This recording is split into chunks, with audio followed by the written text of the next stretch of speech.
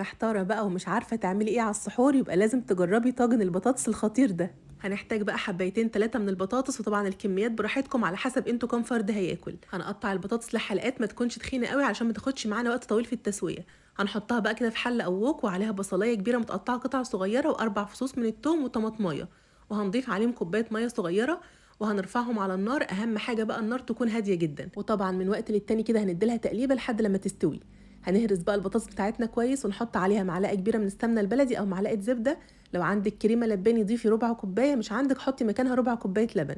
انا عايزه البطاطس تكون ناعمه وكريميه كده. هنضيف عليهم بقى البهارات، معلقه ملح ومعلقه فلفل اسود ومعلقه كمون ومعلقه من بهارات البطاطس. هنكون مجهزين عندنا بقى شويه خضار، فلفل الوان، جزريه مبشوره، شويه زيتون، لو عندك ذره حلوه حطي كمان شويه. وهنقلب بقى كل الحاجات دي مع بعض كويس. هنجيب بقى الطاجن بتاعتنا ونحط فيها البطاطس، وعلى الوش جبنه موتزاريلا، جبنه رومي، ميكس جبن براحتكم جدا. هناخد بقى الطواجن دي وندخلها الفرن تحت الشوايه بالظبط كده 5 دقايق، لحد بس كده لما الجبنه تسيح وتاخد لون من فوق. وبس بقى كده قدموها بألف هنا، تنفع فطار تنفع سحور. طاجن البطاطس ده يا جماعه طعمه رهيب، جربوه بقى ومتأكدة هيعجبكم وهيعجب كل البيت. وبس كده خلاص خلصنا، والفيديو بتاعنا خلص. يا رب يكون عجبكم، واشوفكم على خير بقى في الفيديو اللي جاي. مع السلامة.